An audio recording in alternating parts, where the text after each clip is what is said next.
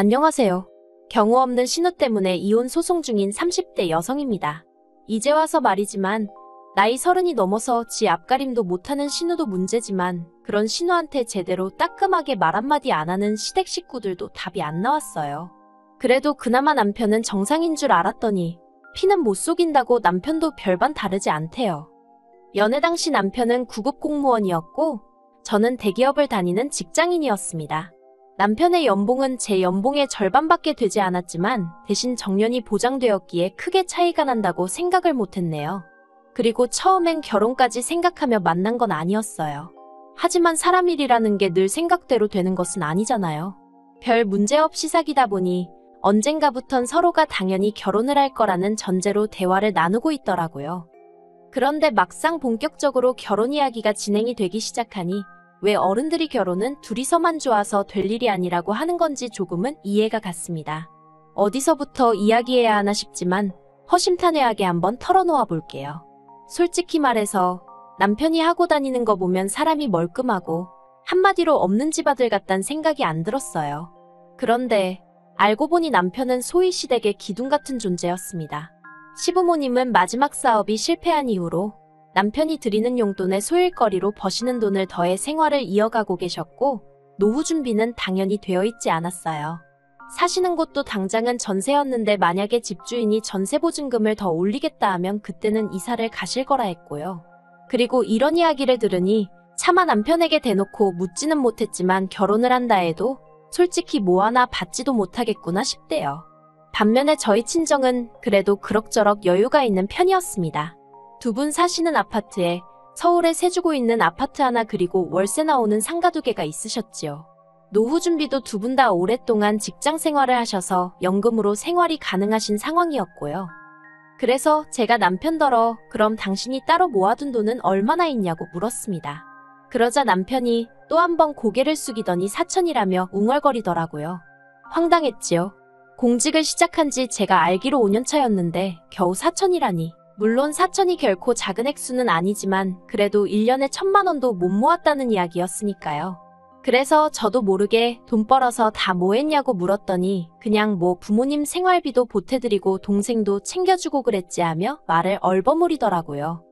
그리고 남편의 그런 이야기를 듣고 나니까 솔직히 이 결혼을 하는 게 맞는 건지 도통 확신이 들지 않았습니다. 왜냐하면 저는 남편과는 반대로 친정부모님으로부터 경제적으로 지원을 많이 받고 있었거든요. 한마디로 한쪽은 부모님을 도와드려야 하는 상황이고 한쪽은 도움을 받는 상황이었으니 그래서 결국 제가 남편더러 아직 결혼은 시기상조인 것 같다고 미루자고 얘기를 했었어요. 솔직히 말하자면 헤어지자고 하려고 했는데 차마 그 말은 입이 떨어지질 않아서 못하고 애둘러서 이야기를 했던 거지요. 그런데 남편이 결혼하고 생활이 안정되면 돈은 금방 모을 수 있을 거라며 제 마음을 돌리려 했습니다. 결혼만 하면 시댁에 드리던 생활비도 줄일 거라면서요. 그리고 저는 그런 남편의 애걸복걸하는 모습에 마음이 많이 흔들렸어요. 그래서 고민 끝에 부모님께 교제 중인 상대가 있고 결혼 이야기도 오가는데 상황이 이러이러하다며 전부 다 털어놓았습니다. 그러자 친정부모님께선 모든 게 괜찮은 사람인데 돈만 문제인 거라면 그건 당신들이 도와주겠다 하시대요. 그래서 결국 남편과 다시 결혼 준비를 이어나갔어요.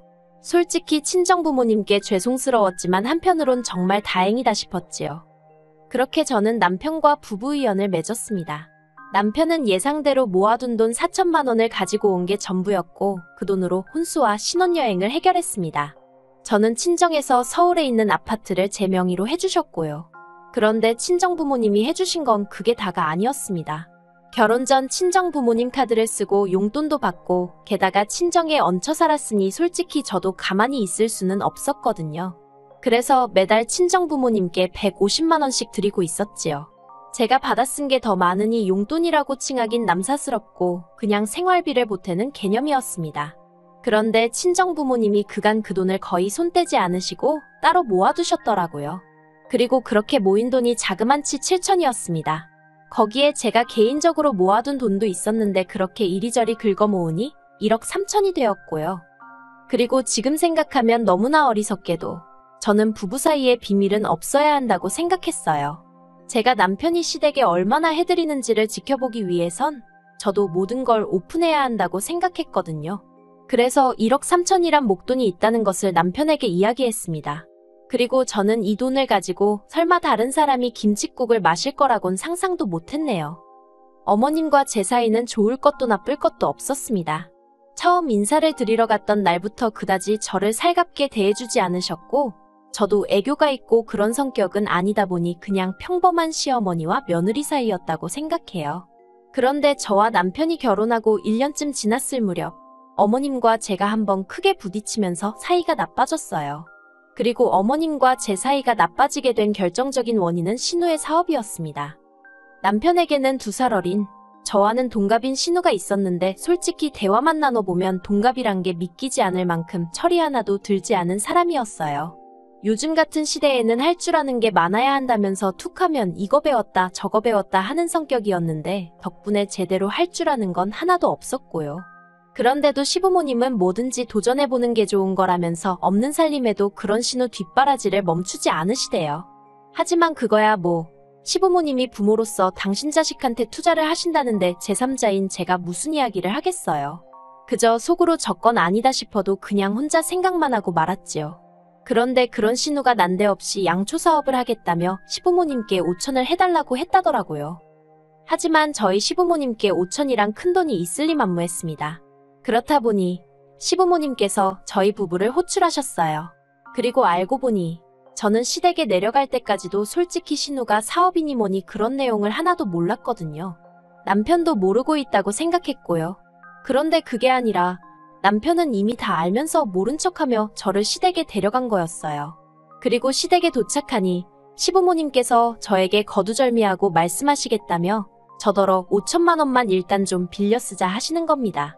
그래서 제가 그런 큰 돈이 어딨냐고 발뺌을 해봤는데 남편이 옆에서 내가 이미 다 말씀드렸어 하는 거예요. 환장할 노릇이었지요.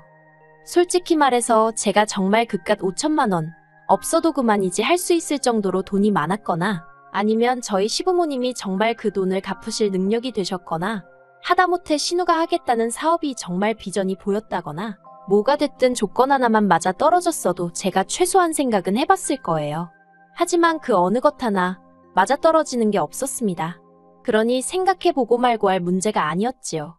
그래서 제가 못 빌려드린다고 그 자리에서 거절을 했어요.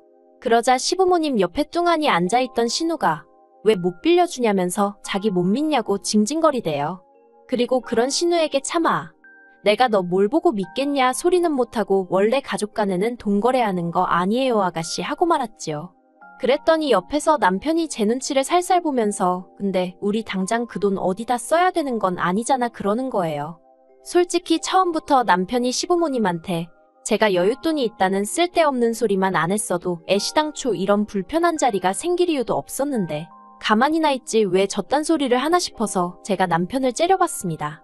그러자 어머님이 저더러 너무하다면서 그냥 달라는 것도 아니고 빌려달라는데 그것도 싫은 거냐며 섭섭하다고 하시대요. 그리고 그런 어머님께 가타부타 설명해봤자 어쨌든 결국에 빌려주지 않는 이상 저는 나쁜 며느리가 될 게 뻔했으니 그냥 몇 번이고 죄송하다고만 했지요. 그리고 결국 신우는 사업을 시작하지 않았습니다. 사실 제가 냉정하게 딱 잘라 거절을 하긴 했지만 마음이 편치만은 않았거든요. 그래서 신우에게 요새는 판매하는 사업 같은 건 온라인으로 먼저 시작하는 경우도 많다고 이럴 경우에는 초기 자본이 그렇게 많이 들지 않는다고 몇 번 조언을 했어요. 그런데 신우가 그런저더러 그렇게 잘 알면 그쪽이나 그렇게 해서 돈 벌라고 하더라고요.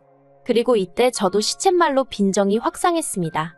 저는 지한테 매번 아가씨 아가씨하고 불러주는데 지는 언니 소리는 죽어도 못하겠다며 제 이름에 심한 부처 부르기가 일수더니 급기야는 그쪽이라니. 그래서 저도 그때부턴 신우한테 관심 딱 끊었네요.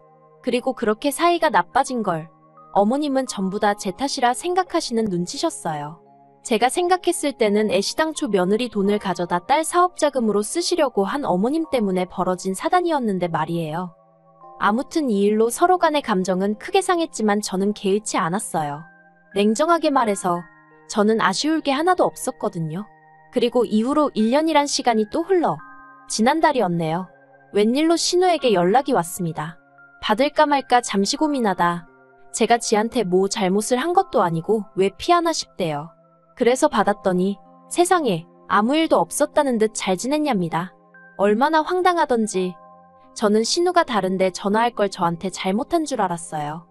신우는 날씨가 더워지는 것 같다느니 사람들이 어쩐다느니 시덥잖은 소리를 늘어놓더니 조만간 한번 봤으면 좋겠다는 거예요. 그리고 저는 그 순간 본능적으로 또 뭐 부탁할 게 있구나 싶었습니다. 그리고 뭐가 됐건 간에 도와줄 생각은 없었지만 그래도 혹시나 다른 이야기를 할 수도 있으니 그러자고 한번 만나자고 했어요. 마음 한구석에선 혹시나 신우하고 관계가 나아지면 남편이 좋아하겠구나 싶은 생각도 있었고요. 그리고 그렇게 만난 신우는 뜬금없는 소리를 했습니다. 제가 다니는 회사에서 이번에 전 국민을 상대로 공모전을 한다며 자기가 이번에 응모를 할 거니까 자기를 1등으로 뽑아달라는 거예요. 1등이 되면 상금이 1,000만 원인데 그걸로 유럽 여행을 가고 싶다나요? 어이가 없고 황당해서 무슨 수로 아가씨를 1등으로 뽑냐고 되물었습니다. 그랬더니 같이 일하는 직원들한테 미리 말을 해놓으면 되는 거 아니냐는 말도 안 되는 소리를 하더라고요. 한심하고 기도 안 차서 제가 괜히 나온 것 같다 하고 먼저 자리에서 일어났어요. 그리고 집에 돌아오니 벌써 남편이 신우랑 통화를 한 건지 어두운 표정을 하고 있었습니다. 그런데 저를 보더니 한숨만 푹 내쉬고 아무 말도 안 하더라고요. 그래서 저는 속으로 자기가 생각해도 어이가 없으니 나한테 따지지도 못하는 거겠지 싶대요. 그리고 남편이 잘못한 건 아니니까 좀 안쓰러운 마음도 있었어요. 저를 보기가 얼마나 창피할까 싶어서요. 그런데 얼마 안 있다가 남편이 얘기 좀 하자더니 번번이 왜 이렇게 서운하게 하냐입니다.